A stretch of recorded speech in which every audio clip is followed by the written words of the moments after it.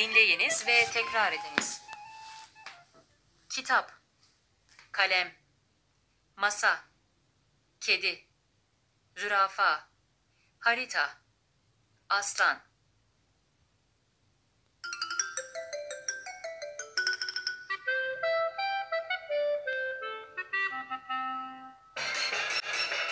Diyaloğu okuyunuz. Merhaba Ahmet. Merhaba öğretmenim. Ahmet bu ne? Bu kalem.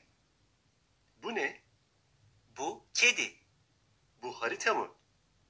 Evet, bu harita. Bu masa mı? Hayır, bu masa değil.